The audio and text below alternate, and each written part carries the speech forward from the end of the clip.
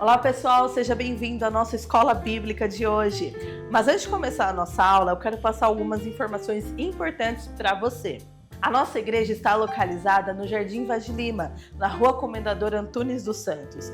E aqui nós temos algumas programações. Às quartas-feiras temos realizado o discipulado às 20 horas. No sábado tem acontecido as nossas redes de homem, mulheres e jovens. E aos domingos tem acontecido nossos cultos de Santa Ceia, Primícia, Fé e Milagres e Celebração. Então deixo aqui para você esse convite para estar junto com a gente em alguma dessas programações. Boa aula e que Deus te abençoe. Seja bem-vindo à nossa escola bíblica. Hoje nós começaremos com uma série chamada Quem é Você?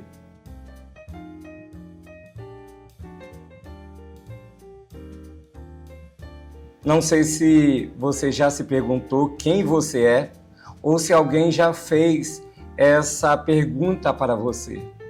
Mas o mais importante não é se alguém fez essa pergunta para você ou se você já se fez essa pergunta, mas qual foi a resposta que você deu? Será que você respondeu essa pergunta com bom êxito e sabendo de fato quem você é? Se você ainda não sabe quem você é em Cristo Jesus, tenha certeza que essa aula vai te ajudar a entender quem é você de verdade em Cristo Jesus. Você não é aquilo que as pessoas falam aparentemente. Algumas pessoas podem ter uma ideia errada sobre você, mas isso não pode definir você. Quem te define é aquilo que o Espírito Santo, que a Palavra de Deus diz que você é. Então, vamos começar a nossa aula de hoje. Quem você é? Nós temos alguns pontos e, como eu disse, é uma série. Então, serão 4 aulas baseadas nesse tema. A primeira coisa que você precisa entender quem você é que em Cristo Jesus você é filho de Deus. Você, em Cristo Jesus, você é filho de Deus. Você nasceu de novo. Em João capítulo 1, versículo 12, diz o seguinte: contudo, aos que o receberam, aos que creram em seu nome, deu-lhes o direito de se tornarem filho de Deus.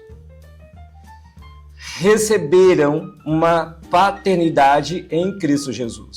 Logo, espiritualmente, no mundo espiritual, se você já aceitou a Cristo como seu Senhor e Salvador, no mundo espiritual você foi gerado novamente e condicionado ao livro da vida. Seu nome está no livro da vida. Automaticamente o Pai reconhece você, sabe quem você é por causa de Cristo. Então, Jesus ele te deu o direito de você ser o Filho de Deus. E isso aconteceu na cruz do Calvário.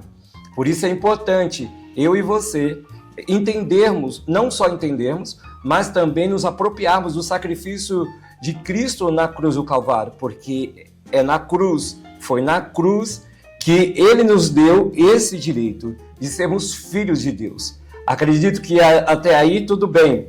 Em 1 João capítulo 3, versículo 1, diz o seguinte: vejam como é grande o amor que o Pai nos concedeu, que fôssemos chamados filhos de Deus, o que de fato somos. Por isso o mundo não nos conhece, porque não o conheceu. Por isso que o mundo tem um problema muito sério de entender sobre algumas questões espirituais com relação àquilo que a Bíblia nos ensina, aquilo que a Bíblia nos mostra, aquilo que a Bíblia diz que somos em Cristo Jesus. O mundo fica apavorado quando ouve dizer que nós somos salvos, que nós temos direito à vida eterna, porque eles não entendem sobre essa questão. Esse é o primeiro ponto. Então, se você não sabia, ou se você tem ou tinha dificuldade de entender, essa aula é para isso. Você é filho de Deus. No segundo ponto, diz que nele eu sou reconciliado com Deus. Eu e você, nós somos reconciliados em Cristo Jesus através de Cristo, nós fomos reconciliados com Deus.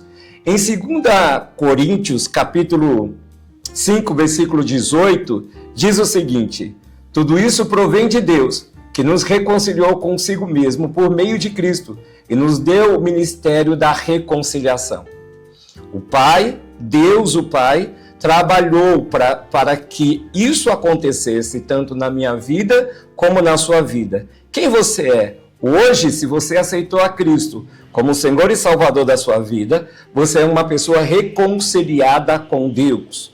Você é filho de Deus, reconciliado com Deus. Os seus pecados foram perdoados e o Pai passou a olhar para nós através do sangue, do sacrifício de Cristo. E o sacrifício de Cristo na cruz do Calvário nos reconciliou com Deus, nos deu uma aliança eterna.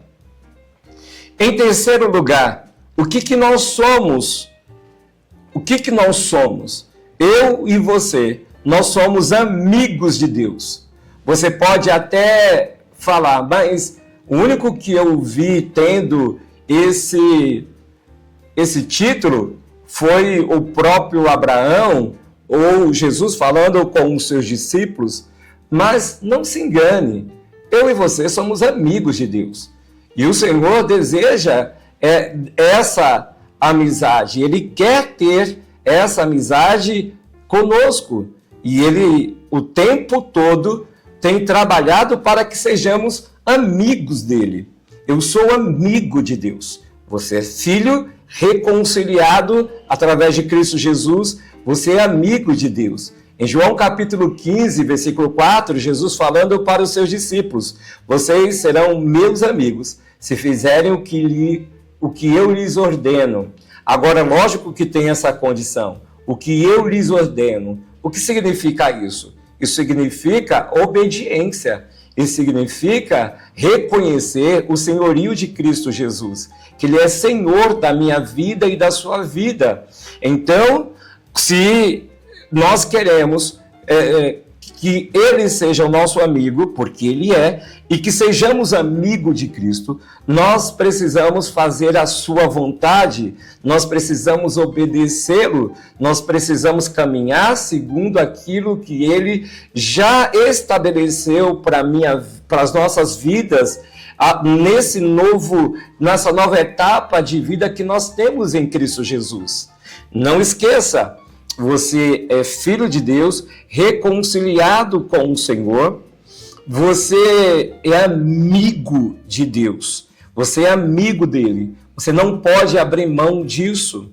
Em quarto lugar, o que você é, o que nós somos em Cristo Jesus, o que nós somos de Deus através de Cristo Jesus. Nós somos co-herdeiros de Jesus. Compartilhamos da mesma herança, da herança de Cristo, juntamente com Ele. Em Romanos capítulo 8, versículo 17, diz o seguinte: se somos filhos, então somos herdeiros, herdeiros de Deus e co-herdeiros com Cristo. Se de fato participamos dos seus sofrimentos, para que também participamos da sua glória. Então, nós fomos chamados em Cristo Jesus para sermos filhos de Deus. E como filhos, nós temos uma herança. Essa é a mesma herança que Jesus tem diante de Deus. E isso é derramado sobre as nossas vidas a partir do momento que nós o aceitamos, que nós aceitamos a Cristo Jesus. Agora, existe também uma condição. E aí você pode dizer, nossa, então tem uma condição para isso? Sempre haverá uma condição para isso? Claro que sim. Até mesmo aqui nessa terra, para que você herde aquilo que o seu pai ou a sua mãe ou seus pais deixaram para você, tem uma condição. Você tem que estar baseado naquilo que as leis determinam para que você então tome posse da herança, para que então você tenha esse direito. Não é diferente no céu. E qual é a condição? É se nós participamos dos seus sofrimentos. Se nós, de fato, somos filhos de verdade, cristãos de verdade, para que então sejamos co-herdeiros. Por quê? Imagina, aí eu quero a festa, mas eu não quero um momento difícil da minha família, da minha casa. Eu quero só o lado bom. Não, nós temos que participar de tudo. Nós precisamos, como família, estamos inseridos em tudo. E não é diferente em Cristo Jesus. Em Cristo, nós podemos, de fato, vivenciarmos isso, mas não podemos abrir mão de uma caminhada que Ele mesmo estabeleceu. No mundo, assim como eu, no mundo vocês terão aflições, mas tem de bom ânimo. Eu venci o mundo. Então, já está condicionado. Precisamos nos apropriar daquilo que Ele mesmo já conquistou na cruz do Calvário. Em quinto lugar, o que nós somos? O que eu e você nós somos? Nós estamos unidos a Deus em um só Espírito. Eu e você, nós somos templos de Deus. Seu Espírito, o Espírito Santo de Deus, é nosso também. A vida de Deus está em nós. Então, a sua vida, a vida de Deus, vive em nós, foi derramada em nós. E que vida é essa? É uma vida para esse momento, estabelecida para esse tempo? Claro que não. Em 1 Coríntios, capítulo 6, versículo 17, diz o seguinte: mas aquele que se une ao Senhor é um espírito com Ele. Jesus dizia sempre para os seus discípulos, e deixou escrito para mim e para você: eu e o Pai, nós somos um. Eu e o Pai, nós somos um. É fato que tudo começa aqui na Terra. A eternidade, ela não começa quando nós morremos. Não, a eternidade para nós, para mim, para você, ela começa a partir do momento que nós nascemos. Lógico que depois das decisões que nós vamos tomando, aquilo que nós vamos fazendo, aquilo que nós desejamos buscar eternamente, isso vai decidir para que eternidade e como nós iremos.